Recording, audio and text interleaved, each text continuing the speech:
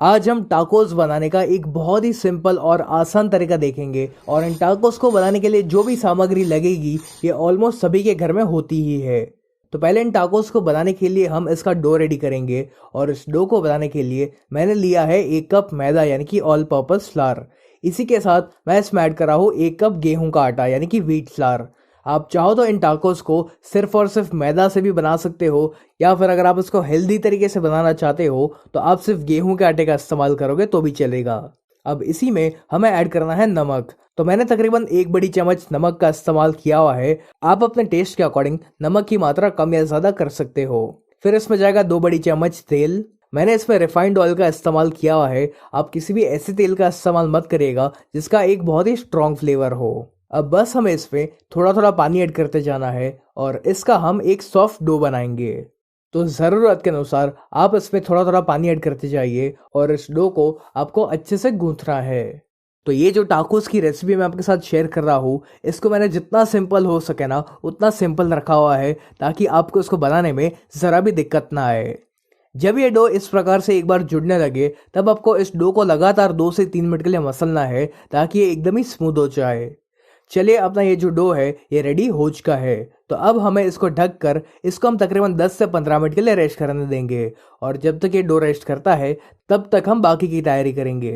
तो अब एक पैन में आपको लेना है 2 से 3 बड़ी चम्मच तेल और तेल जब अच्छे से गर्म हो जाए उसके बाद हमें इसमें ऐड करना है एक प्याज और इस प्याज को मैंने लंबा लंबा कट कर लिया था। अब इस प्याज को हमें तब तक फ्राई करना है जब तक ये थोड़ा सा ब्राउन नहीं हो जाता। आप चाहो तो इसमें इस समय पर बिल्कुल थोड़ा सा नमक डाल सकते हो ताकि ये जो प्याज है ये फटाफट से ब्राउन हो जाए।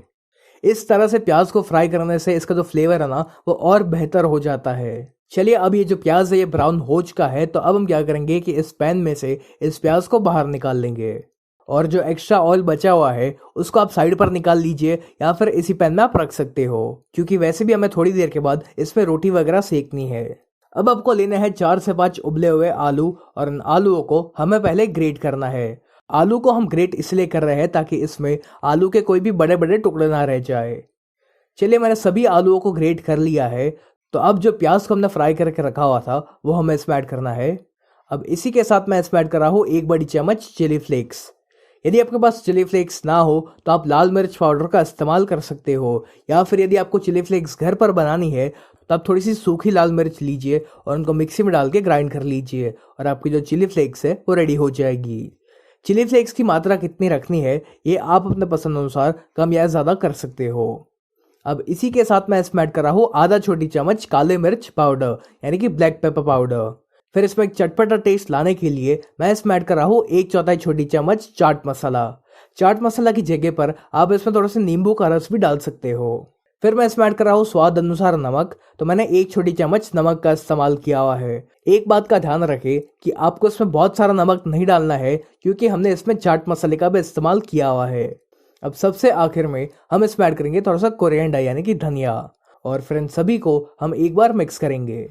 चलिए अपना ये जो स्टफिंग है ये भी रेडी हो चुका है और हमारे डो को भी रेस्ट किए हुए तकरीबन 10 से 15 मिनट हो चुकी है।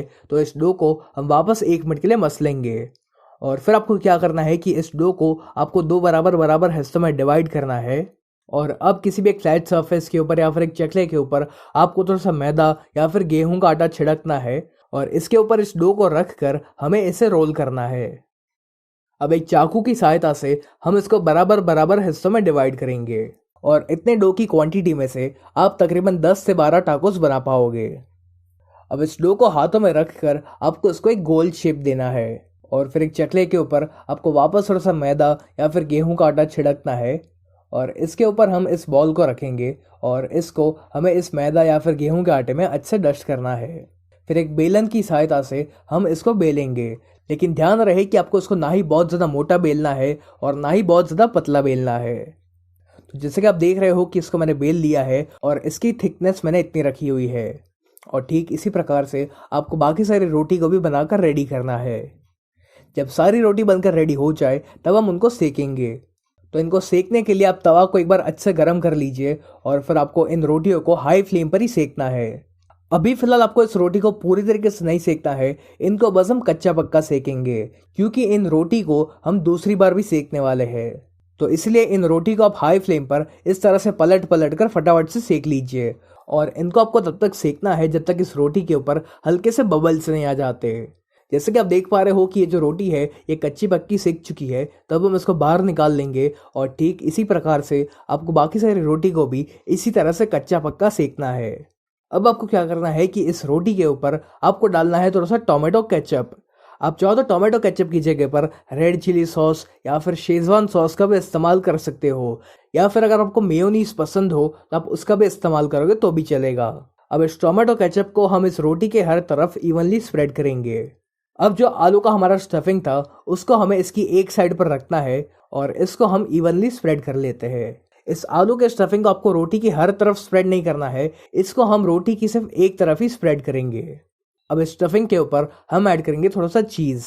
तो मैंने मोज़रेला चीज़ का इस्तेमाल किया हुआ है, आप चाहो तो प्रोसेस चीज़ का भी इस्तेमाल कर सकते हो। और चीज़ की मात्रा कितनी रखनी है ये भी आप अपने पसंद अनुसार कम या ज़्यादा कर सकते हो। और बस इस रोटी को हम इस तरह से इसके ऊपर रख देंगे और इसका हमें हल्का सा प्रेस भी कर लेना है ताकि इसमें चिपक जाए। चलिए, अपना ये जो टाकोस है ये ऑलमोस्ट रेडी हो चुका है और इसी तरह से आपको बाकी सारे टाकोस को भी बनाकर रेडी करना है। तो जब आपके घर पर गेस्ट वगैरह आ रहे हो तो आप इन टाकोस को इस तरह से रेडी रख सकते हो और बस फिर आपको एंड टाइम पर उसको सेकना है और सर्व करना है। तो मैंने इसी तरह से सारे टाकोस रेडी कर लिए हैं। तो अब उसी पैन में मैं ऐड कर रहा हूँ थोड़ा सा बटर। अब बटर की जगह पर ऑयल का भी इस्तेमाल कर सकते हो, लेकिन मैं रेकमेंड करूँगा कि अब बटर का ही इस्तेमाल करें क्योंकि बटर का इसमें बहुत ही बढ़िया सा फ्लेवर आता है। बटर जब मेल्ट हो जाए तब आपको इस टाकोस को इसमें रखना है और इनको हम स्लो फ्लेम पर ही सेकेंगे ताकि ये बहुत ही ज़्यादा क्रिस्पी बन सके।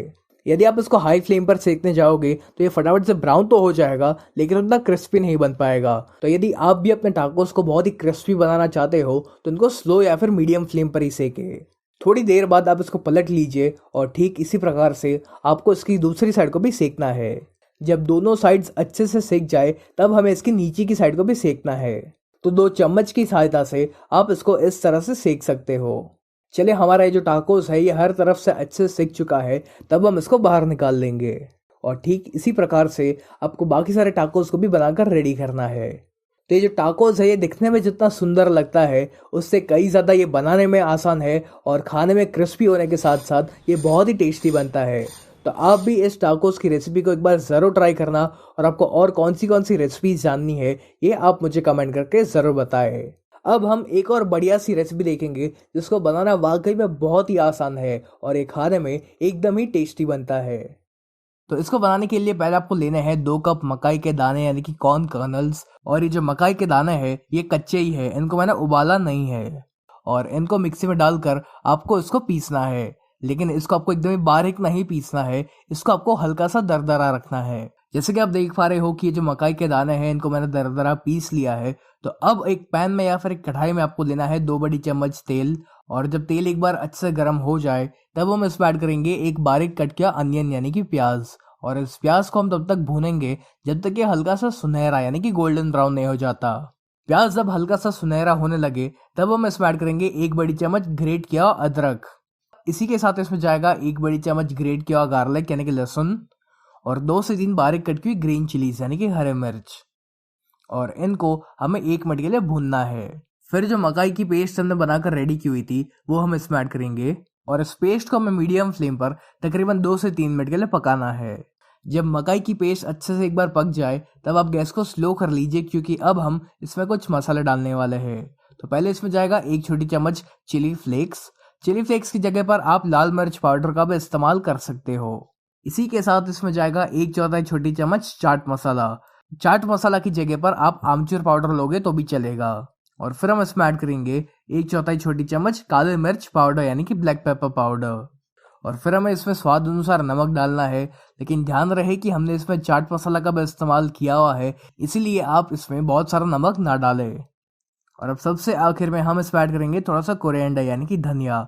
और फिर इन सभी चीज़ों को हम एक बार अच्छे से मिक्स करेंगे। तो चलिए, हमारा ये जो स्टफिंग है ये रेडी हो चुका है और इसको हम पूरी तरीके से ठंडा होने देंगे। और जब तक ये स्टफिंग ठंडा होता है तब तक आपको लेने हैं 5 से 6 उबले हुए आलू। मैंने बड़ी साइज के आलू का इस्तेमाल किया हुआ है और इन आलूओं को पहले हम एक ग्रेटर की सहायता से अच्छे से ग्रेट करेंगे। इन आलूओं को हम ग्रेट इसलिए कर रहे हैं ताकि आलू के इसमें कोई भी बड़े बड़े टुकड़े ना रह जाए। एक और बात का ध्यान रखें कि आपको इस रेसिपी में ठंडे आलूओं का इस्तेमाल करना है। यदि आप गर्म आलूओं का इस्तेमाल करोगे तो जब हम इसका डो बनाएंगे तो फिर आपका ये जो डो है काफी चिपचिपा और एकदम ही सॉफ्ट सॉफ्ट बनेगा। और फिर उसको एडजस्ट करने के लिए आपको इसमें काफी सारा कॉर्न स्टार्च या फिर काफी सारा ब्रेड क्रम्स डालना पड़ेगा। तो इसलिए इस रेसिपी में आपको ठंडे आलूओं का इस्तेमाल करना है। चलिए आलू ग्रेट हो चुके हैं, तो अब हम इसमें ऐड करेंगे 1 छोटी चम्मच नमक। लेकिन ध्यान रहे कि आपको इसमें बहुत सारा नमक नहीं डालना है क्योंकि स्टफिंग में भी हमने नमक का इस्तेमाल किया हुआ है। अब बस इस नमक को हम आलू में अच्छे से मिलाएंगे। अब हमें यहाँ पर चाहिए 2 ब्रेड की स्लाइसेस, और ये जो ब्रेड की स्लाइसेस है इसको हम ऐसे रफली तोड़कर एक मिक्सर जार में ऐड करेंगे। अब हमें यहाँ पर इसको ग्राइंड करके इसके ब्रेड क्रम्स रेडी करने हैं। तो यहाँ पर मैंने इसको ग्राइंड कर लिया है और जैसे कि आप यहाँ पर देख सकते हो कि ये जो ब्रेड क्रम्स है ये बनकर रेडी हो चुके हैं। तो जो हमारा आलू का डो है उसमें हमें ये ब्रेड क्रम्स को डालना है। तो ज़रूरत के अनुसार आप इसमें थोड़े थोड़े ब्रेड क्रम्स ऐड करते जाइए और इसको मिक्स भी करते रहिए। यदि आपको लगता है कि आपका ये जो डो है ये बहुत ही चिपचिपा और बहुत ही सॉफ्ट है तो आप इसमें और ज़्यादा ब्रेड क्रम्स डाल सकते हो। मुझे इस डो को बनाने के लिए तकरीबन आधा कप ब्रेड क्रम्स लगे हुए थे। चलिए ये जो आलू का डो है ये रेडी हो चुका है। अब इसके लिए हम एक चटनी भी बनाएंगे। तो इस चटनी को बनाने के लिए आपको एक मिक्सर जार में लेना है 3 से 4 गार्लिक क्लोव्स यानी कि लहसुन की कलियां। फिर हम इसमें ऐड करेंगे 3 से 4 हरे मिर्च यानी कि ग्रीन चिलीज, 2 बड़ी चम्मच पीनट्स यानी कि सिंगदाने, 1 बड़ी चम्मच शुगर यानी कि चीनी और 1/4 छोटी चम्मच नमक डाल के इन सभी को हमें अच्छे से ग्राइंड करना है। यदि आप लहसुन नहीं खाते हो तो आप इसमें बिल्कुल थोड़ा सा अदरक का इस्तेमाल कर सकते हो। जब ये थोड़ा सा ग्राइंड हो जाए उसके बाद हमें इसमें ऐड करना है 1/4 छोटी चम्मच नींबू का रस यानी कि लेमन जूस। और फिर हम इसमें ऐड करेंगे 1 कप कोरिएंडर यानी कि धनिया। धनिया के पत्तों के साथ साथ आपको धनिया का जो स्टेम होता है यानी कि जो डंठल होती है उसका भी इस्तेमाल करना है।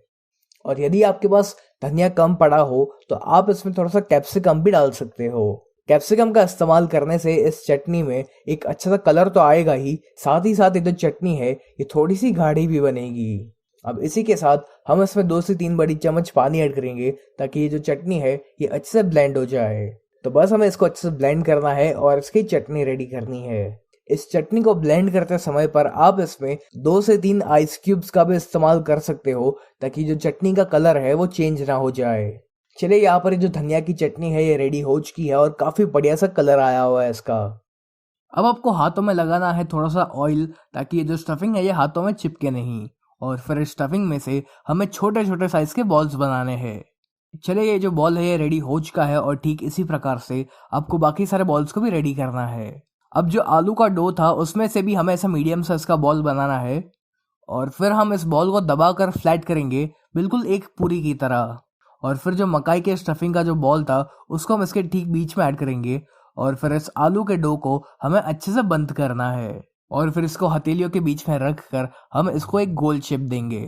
चलिए हमारा जो बॉल या फिर पेटिस है ये बनकर रेडी हो चुकी है और ठीक इसी प्रकार से आपको बाकी सारी पेटिस को भी बनाकर रेडी करना है। अब बारी आती है इनको फ्राई करने की। तो इनको फ्राई करने के लिए जो तेल का तापमान है वो काफी अच्छे से गर्म होना चाहिए और एक साथ आपको इसमें सिर्फ 3 या 4 पेटिस को ही फ्राई करना है। यदि आप एक साथ बहुत सारी पेटिस को फ्राई करने जाओगे तो तेल का तापमान कम हो जाएगा और चांसेस है कि ये जो पेटिस है इसमें फट सकती है। तो इसीलिए एक साथ सिर्फ 3 या 4 पेटिस को ही फ्राई करें। इनको आपको मीडियम फ्लेम पर तब तक फ्राई करना है जब तक ये गोल्डन ब्राउन और क्रिस्प नहीं हो जाते। और जैसे कि आप देख पा रहे हो कि अब ये जो पेटिस है ये काफ़ी अच्छे से गोल्डन ब्राउन हो चुके हैं और बहुत ही क्रिस्पी भी बन चुके हैं। तो अब हम इसको बाहर निकाल लेंगे। इनको आप चाहो तो एक टिश्यू पेपर पर निकाल सकते हो ताकि जो भी एक्सेस ऑयल हो वो एब्जॉर्ब हो जाए। तो लीजिए हमारी ये गर्मा गर्म और बहुत ही सुंदर और टेस्टी मकाई की पेटिस बनकर रेडी हो चुकी है। इसके आवाज़ से ही आपको पता चल गया होगा कि ये जो पेटिस है ये कितनी क्रिस्पी बनी हुई है।